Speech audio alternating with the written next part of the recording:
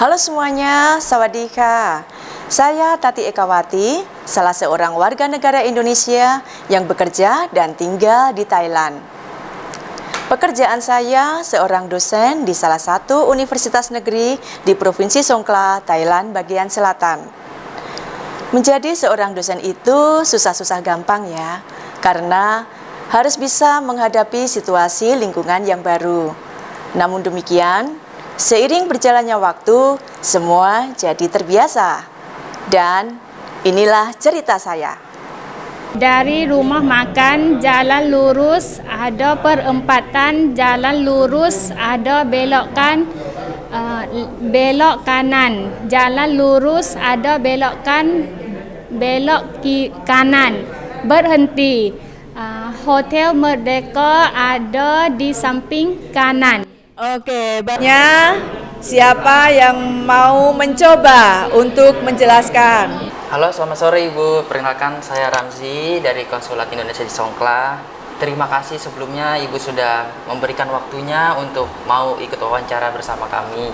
Ya, selamat sore Mas Ramzi. Saya juga senang mendapat kesempatan untuk sharing-sharing ya. Oke Bu, tanpa perlu panjang lebar lagi, saya mau langsung tanya.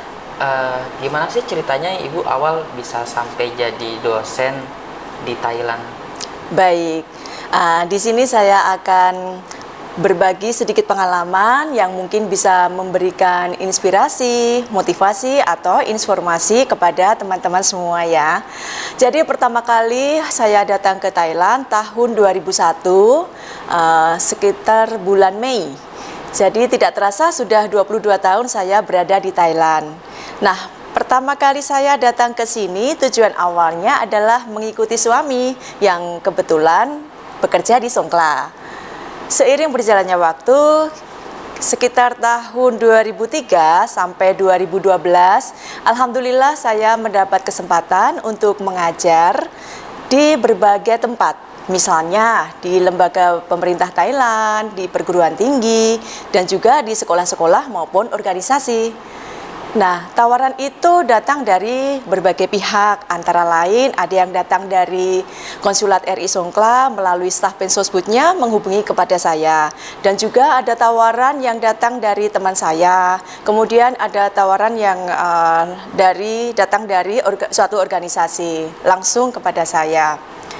Nah, dari rentang waktu 9 tahun itu, akhirnya saya mengajar apa? Macam-macam. Jadi tergantung permintaan waktu itu. Ada yang mengajar kelas gamelan. Ya, gamelan itu kebetulan kan di konsulat itu ada seperangkat gamelan Jawa. Jadi bisa dimanfaatkan untuk warga negara Indonesia maupun warga negara Thailand belajar seni tradisi Indonesia, yaitu karawitan atau gamelan Jawa. Kemudian ada yang minta kelas tari waktu itu. Kemudian ada juga yang minta belajar bahasa Indonesia. Nah, salah satu universitas yang waktu itu meminta saya untuk memperkenalkan bahasa Indonesia adalah Songkhla Ratchabat University, di mana saya diminta untuk memperkenalkan bahasa Indonesia itu di kelas bahasa Melayu. Saya hanya mengisi waktu itu 5 hari saja, dan itu setelah itu selesai, kemudian saya melanjutkan aktivitas untuk mengajar di sekolah lain. Nah, alhamdulillahnya selang beberapa bulan setelah itu saya dikontak lagi sama Songkhla Ratchabat University melalui salah satu dosen di sana, menghubungi saya dan meminta saya untuk melamar menjadi dosen di universitas tersebut. Oh, awalnya dari diminta untuk mengajar atau seminar seperti itu, terus jadi akhirnya disuruh melamar? Betul, jadi bukan seminar, istilahnya masuk dalam kelas bahasa Melayu itu saya disuruh memperkenalkan bahasa Indonesia. Jadi untuk membedakan bahasa Melayu itu begini loh, bahasa Indonesia itu begini, jadi mahasiswanya tahu gitu. Akhirnya selang beberapa bulan kemudian di tahun 2013 saya diminta untuk melamar menjadi dosen di sana melalui salah satu dosen di kampus tersebut. Wah, waktu itu perasaan saya juga terkejut, gembira, senang, campur aduk, seperti mimpi gitu Mas. Ya, akhirnya berdasarkan pengalaman yang saya dapat mengajar selama di Thailand selama 9 tahun dan juga pengalaman saya mengajar di Indonesia sebelumnya, akhirnya saya menerima tawaran itu, dan setelah saya lengkapi syarat-syaratnya, kemudian saya lalui prosesnya, alhamdulillah saya diterima menjadi dosen di sana sampai sekarang.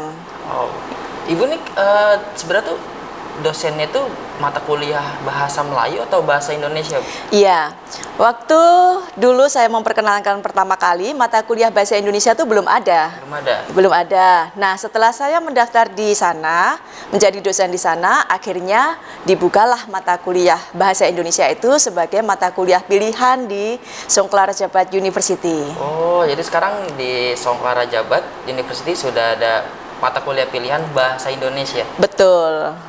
Dari 2013 Dari itu. 2013. Iya. Kalau untuk dosen pengajar bahasa Indonesia itu di Thailand itu banyak nggak sih, Bu, orangnya? Khususnya di bagian selatan kita ini gitu. Iya, waktu saya pertama kali ke sini, untuk pengajar bahasa Indonesia itu belum banyak, Mas. Belum banyak. Iya, mungkin kalau bisa dihitung dulu itu kurang dari 10. Nah, sekarang itu dengan semakin majunya perkembangan zaman dan semakin banyaknya kerjasama antara Indonesia dengan Thailand, banyaknya kerjasama sekolah-sekolah, perguruan tinggi antara Indonesia dengan Thailand, itu banyak sekali kelas bahasa Indonesia itu yang dibuka. Ada yang sekolah-sekolah itu membuka kelas bahasa Indonesia, kemudian perguruan tinggi juga banyak yang membuka kelas bahasa Indonesia, bahkan kursus-kursus itu banyak sekali dibuka. Sehingga dengan demikian banyak sekali dosen-dosen atau guru-guru dari Indonesia yang mengajar di sini. Dan sekarang banyak sekali. Sudah banyak sekarang? Iya. Oh, berarti kita patut berbangga juga ya. Betul. Bahasa kita udah dipakai ya, istilahnya digunakan. Iya, dikenal. Di Betul. kurikulum negara lain gitu kan. Betul. Terus pertanyaan selanjutnya, Bu, ada nggak sih alasan tersendiri kenapa memilih Songkla? Kenapa memilih dosen di Songkla? Iya. Kenapa nggak di universitas kota lain atau di provinsi lain gitu? Baik. Kenapa memilih Songkla? Pertama, karena keluarga saya ada di Songkla. Ya, suami dan anak tinggal di sini. Yang kedua, saya mendapat tawarannya itu di universitas yang berada di Provinsi Songkla. Nah, yang ketiga, Songkla itu menurut saya merupakan kota yang indah, yang bagus, ya, kotanya tidak terlalu ramai, tidak terlalu sepi, terus pemandangannya bagus sekali, makanan halalnya mudah didapat, kemudian masyarakatnya ramah-ramah, dan itu yang membuat saya jatuh cinta kepada Songkla. Ya. Untuk pemirsa kita yang belum tahu ini, Ya. kan di Thailand di bagian selatan sini kan banyak yang menggunakan bahasa Melayu ya, warga negara Thailand yang bisa bahasa Melayu. Tapi dengan banyak penutur bahasa Melayu di bagian selatan Thailand ini tuh mempermudah pengajaran bahasa Indonesia kita nggak sih, Bu? Sebagai ibu, sebagai dosen gitu. Ya, sedikit banyak bisa membantu itu karena kata-katanya kan sebenarnya itu mirip. Jadi ketika kita menjelaskan kosakata bahasa Indonesia itu, mereka sebenarnya juga paham bahwa kata itu sebenarnya seperti apa yang dipakai dalam bahasa Indonesia gitu. Jadi misalnya kita menerangkan angka nih 1, 2, 3, 4, 5, 6, 7, 8, 10, itu kata yang dipakai di dalam bahasa Melayu Yawi itu mirip-mirip. Jadi ketika kita menjelaskan tuh mereka sebenarnya sudah tahu gitu bahwa sebenarnya duo itu ya dua, iya, tigo itu ya tiga, iya, bile itu ya 9. Mereka sebenarnya sudah tahu, tapi karena dipakai tiap hari menggunakan aksen bahasa Yawi, ya mereka menggunakan kata bahasa Yawi tersebut. Pengajaran bahasa Indonesia di universitas di Thailand itu seperti apa sih, Bu? Ada nggak kayak contoh sedikit gitu? Ya, sebelumnya saya jelaskan bahwa mata kuliah bahasa Indonesia di Songkla Ratchabat University itu merupakan ulang ya. Baik, sebelumnya saya jelaskan bahwa mata kuliah bahasa Indonesia di Songkla Ratchabat University itu merupakan salah satu mata kuliah pilihan seperti yang tadi sudah saya jelaskan. Mereka mengambil mata kuliah itu pada tahun-tahun pertama, misalnya semester 1 atau semester 2. Materi yang diajarkan adalah materi bahasa Indonesia untuk penutur asing. Jadi tidak sama dengan materi yang kita dapat sewaktu kita sekolah di sekolah menengah ataupun perguruan tinggi. Nah, materi-materi ini kita selipkan juga dengan budaya Indonesia. Budaya dan bahasa memang dua hal yang tidak bisa dipisahkan ya.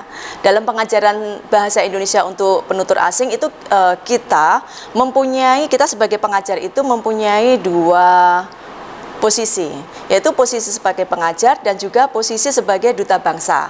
Duta bangsa untuk memperkenalkan Indonesia di mata dunia, betul, untuk memperkenalkan budayanya, untuk memperkenalkan keanekaragaman di dalamnya. Jadi, materi budaya itu bisa kita selipkan ketika kita mengajarkan materi bahasa Indonesia. Seperti contoh, kalau kita mengajarkan misalnya mengajarkan tentang makanan khas, dengan mengajarkan materi makanan khas itu, misalnya kita ambil contoh, ini kita menggunakan media gambar. Kita pakai gambar-gambar makanan khas yang ada di Indonesia itu apa saja. Kita bisa jelaskan ke mahasiswa, oh ini nama makanannya seperti ini, berasal dari mana, bagaimana rasanya, bagaimana cara membuatnya, terdiri dari apa saja bahan-bahannya. Kalau misalnya ada waktu, mungkin akan lebih menarik apabila diajarkan kelas khusus, misalnya kelas memasak seperti itu. Oke, kalau kita tarik lagi dari belakang tuh, awalnya itu sebelum Ibu jadi dosenin bahasa Indonesia itu, Ibu sempat ngajar gamelan juga. Iya. Terus isi kelas mengenalkan bahasa Indonesia sampai akhirnya jadi dosen bahasa Indonesia. Iya. Kalau untuk ngajar kesenian lagi tuh masih ada nggak Bu sampai sekarang? Ya, jadi di luar saya mengajar bahasa Indonesia di kampus, itu saya juga masih mengajar karawitan dan juga tari untuk yang masih membutuhkan. Artinya kalau misalnya ada suatu universitas yang masih ingin belajar atau sekolah-sekolah lain yang ingin belajar karawitan, ya saya luangkan waktu, biasanya itu waktu weekend, Sabtu atau Minggu gitu, di luar jam saya mengajar. Kira-kira motivasi mahasiswa di sini yang belajar bahasa Indonesia itu apa ya, Bu? Nah, kalau motivasi belajar untuk di kampus, mereka kebanyakan mengambil mata kuliah bahasa Indonesia itu pertama karena mereka ingin mengenal Indonesia lebih jauh lagi. Yang kedua, memang salah satu mata kuliah yang dinilai lebih mudah dibandingkan dengan mata kuliah pilihan yang lain. Karena ada beberapa mata kuliah pilihan seperti bahasa Cina, bahasa Korea, bahasa Jepang, bahasa Inggris, dan sebagainya. Nah, mungkin dianggapnya yang lebih mudah dibandingkan dengan yang lain. Nah, selain itu juga ada bahasa Melayu juga. Kalau untuk motivasi warga Thailand belajar bahasa Indonesia itu macam-macam. Karena juga sebelumnya kan saya pernah mengajar bahasa Indonesia di lembaga-lembaga pemerintah, misalnya Tentara Angkatan Darat, Tentara Angkatan Laut, dan juga beberapa organisasi seperti organisasi pemandu wisata. Nah, motivasi mereka untuk belajar bahasa Indonesia itu pun macam-macam. Ada yang karena alasan bisnis misalnya alasan bekerja sebagai pemandu wisata untuk mereka bisa mengantarkan wisatawan dari Thailand mungkin ke Indonesia sehingga mereka bisa berkomunikasi. Alasan yang kedua adalah alasan pendidikan atau alasan akademik. Banyak guru-guru atau dosen-dosen dari Thailand yang menjadi dosen tamu di Indonesia sehingga mereka ingin mempelajari bahasa Indonesia terlebih dahulu sebelum mereka datang ke Indonesia. Nah, kemudian juga ada murid-murid atau mahasiswa yang mengadakan pertukaran pelajar dan mahasiswa dari kampusnya sehingga mereka dituntut untuk bisa bahasa Indonesia terlebih dahulu, paling tidak dasar-dasarnya. Ini akan jadi banyak pertanyaan bagi para penonton kita di sini kan. Bagaimana cara mengurus visa pertama? Terus cara urus izin tinggalnya seperti apa? Persyaratan untuk menjadi dosen itu di sini seperti apa? Apakah Thailand memiliki standarisasi tertentu terhadap dosen asing gitu? Baik, ini pertanyaan yang menarik Mas Ramji ya. Jadi di Thailand itu untuk sekolah-sekolah dan perguruan tinggi itu menerapkan syarat-syarat yang mungkin berbeda. Kalau untuk sekolah-sekolah biasanya syarat minimal itu harus mempunyai ijazah S1. Tapi kalau untuk perguruan tinggi syarat minimalnya harus mempunyai ijazah S2. Nah, kalau kita sudah mempunyai ijazah tersebut, kita bisa melamar di Thailand. kemudian setelah melalui proses lamaran selesai dan dinyatakan diterima, ini langkah selanjutnya adalah mengurus visa B. Visa B itu adalah visa untuk bekerja atau untuk bisnis. Nah, untuk mengurus visa B itu kita bisa mengurus di kantor atau Thai Embassy yang ada di Jakarta, kalau masih di Jakarta ya, atau kantor perwakilan Thailand yang berada di beberapa provinsi di Indonesia, misalnya ada di Medan, kemudian Surabaya, dan juga Bali. Setelah mengurus visa B selesai, kemudian kita datang ke Thailand. Untuk masuk ke Thailand, kita sudah punya visa B tadi, visa betul. Nah, selanjutnya setelah masuk ke Thailand, terus kita mengurus work permit atau izin kerja. Nah, itu beda lagi ya? Beda lagi. Wah. Beda lagi. Kalau kita sudah berada di Thailand, kita bisa, misalnya kita datang ke Thailand ini sebagai turis ya, jadi menggunakan visa turis. Kalau kita mau mencari visa B, kita datang ke Thai Embassy yang terdekat di luar Thailand, yang berbatasan dengan Thailand, yang terdekat. Misalnya kalau di sini kita bisa apply visa B itu di Thai Embassy yang ada di Penang, Malaysia. Di Penang. Betul, karena kan dekat. Ya. Kemudian ada lagi di Sungai Kolok. Itu bisa apply visa B. Kalau misalnya kita sudah menjadi turis di sini dan ingin bekerja di sini. Oh, jadi keluar wilayah Thailand dulu. Betul. Untuk ke kantor perwakilannya. Betul. Terus visa itu baru bisa masuk lagi. Iya. Nah, setelah masuk baru kita mengurus izin kerja atau work permit. Untuk mengurus izin kerja itu kita datang ke kantor tenaga kerja Thailand di tempat kita bekerja. Nah, syarat-syaratnya kita membawa surat. Biasanya kalau kita sudah diterima itu kita ada namanya surat perjanjian kerja atau surat kontrak kerja. Nah, itu kita bawa sebagai syarat untuk mencari izin kerja. Kemudian membawa paspor asli, kemudian membawa surat pengantar dari tempat kita bekerja, kemudian membawa pas foto, terus ada lagi surat keterangan kesehatan. Untuk lebih rincinya bisa dilihat di websitenya Thai Labor Office. Jadi bisa online juga gitu? Bisa. Kalau online tidak bisa, kita harus tidak datang bisa. secara langsung. Datang langsung. Untuk melihat syarat-syaratnya yang lebih terperinci lagi bisa dilihat. Dan juga untuk visa B tadi, untuk lebih detailnya juga bisa dilihat di website Thai Immigration. Ya, karena biasanya selalu ada perubahan. Iya. Kalau untuk izin tinggal itu udah satu paket sama work permit apa masih beda lagi, Bu? Ya, nah ini untuk izin tinggal itu beda lagi. Beda lagi. Kan kita mendapat visa B itu tidak 1 tahun, tapi hanya 3 bulan. 3 bulan. Nah, selama waktu 3 bulan itu kita mengurus work permit, izin kerja, dan selanjutnya mengurus visa lagi untuk kita bisa mendapatkan izin tinggal selama 1 tahun. Nah, bagaimana mengurus izin tinggal itu? Setelah kita mendapat surat izin kerja, kita pakai surat izin kerja itu untuk apply stay permit atau izin tinggal di Thailand dengan membawa persyaratan yang sudah ditentukan. Nah, setelah itu kita mendapatkan visa izin tinggal selama 1 tahun. Ya. Oh, jadi pertama tuh kita visa B. Betul. Masa berlakunya 3 bulan. Ya. Selama waktu 3 bulan itu kita harus bisa selesai mengurus work permit itu. Ya. Itu masanya 1 tahun. Iya, betul, 1 tahun. Nah, saat mengurus work permit itu kita juga harus sambil mengurus visa izin tinggal. Iya, kalau sudah selesai. Sudah selesai. Dapat Kalau work sudah permit, selesai, ya. Jadi berantai ya, Bu. Jadi Berantai. untuk mengurus work permit itu membutuhkan visa B. Ya. Untuk mengurus izin tinggal membutuhkan work permit. Betul, ya. Jadi semuanya harus lengkap ya. Iya. Ya, kedengarannya sih rumit ya, tapi setelah kita jalani itu sebenarnya mudah kok. Iya. Suka duka kerja jauh dari negara Indonesia tuh apa, Bu? Kan pasti kan adalah suka dan dukanya. Iya. Alhamdulillah suka dan dukanya itu lebih banyak sukanya. Lebih banyak suka. Ini dukanya dulu ya. Dukanya dulu. Iya. Pahit-pahitnya dulu. Iya, dukanya dulu.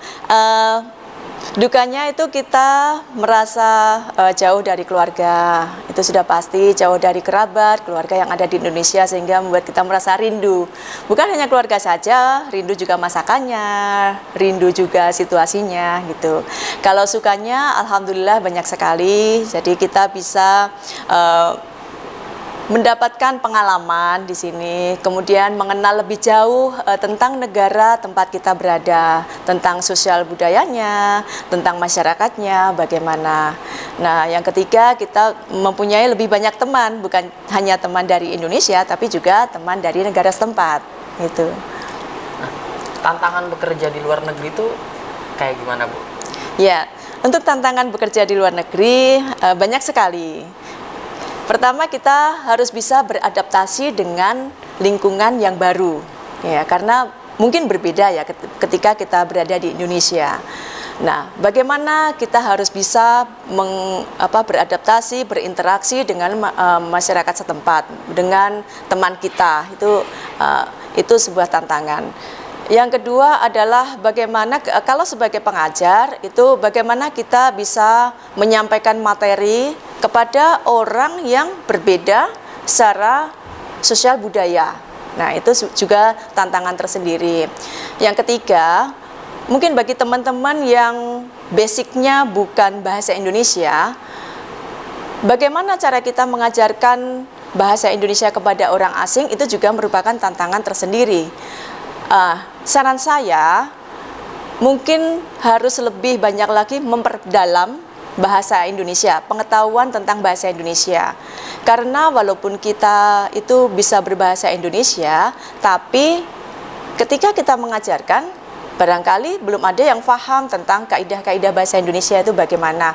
Paling tidak kita harus menguasai tentang PUEB atau pedoman umum ejaan bahasa Indonesia.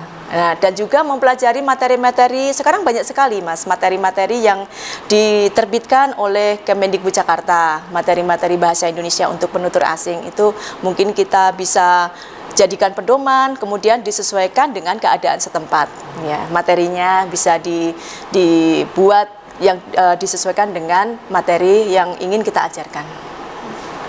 Itu juga udah termasuk ya tips-tips untuk WNI dan teman-teman kita yang mau bekerja di sini. Gitu. Ya. Dan kalau saya boleh menambah sedikit, boleh, mungkin ini langsung tips saja ya. Tips kayak apa yang harus disiapkan sama teman-teman WNI kalau mereka mau datang ke sini dan bekerja di Thailand, khususnya kan karena kita di Thailand. Tipsnya tuh apa aja? Betul. Jadi selain yang tadi saya sampaikan, juga yang pertama kita harus punya rasa percaya diri. Percaya diri maksudnya adalah kita harus bisa memahami tugas-tugas apa yang akan kita lakukan.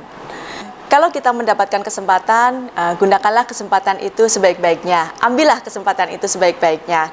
Karena kesempatan tidak datang dua kali, tapi kesempatan akan datang kepada siapa saja yang tidak pernah berhenti untuk mencoba. Yang terakhir adalah jangan sungkan-sungkan dan ragu untuk mencari informasi tempat kita bekerja.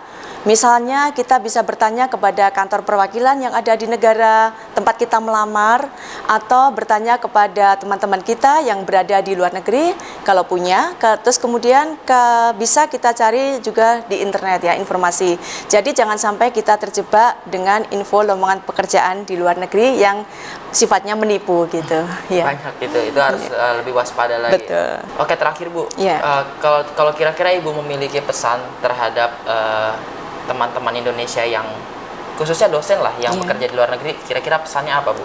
Silakan. Ya, baik bagi teman-teman dosen yang bekerja di luar negeri, khususnya di Thailand, tetap semangat bahwa kita bekerja di luar negeri itu jadikan sebagai salah satu ibadah agar kita dalam bekerja itu diridhoi oleh Allah Subhanahu wa taala.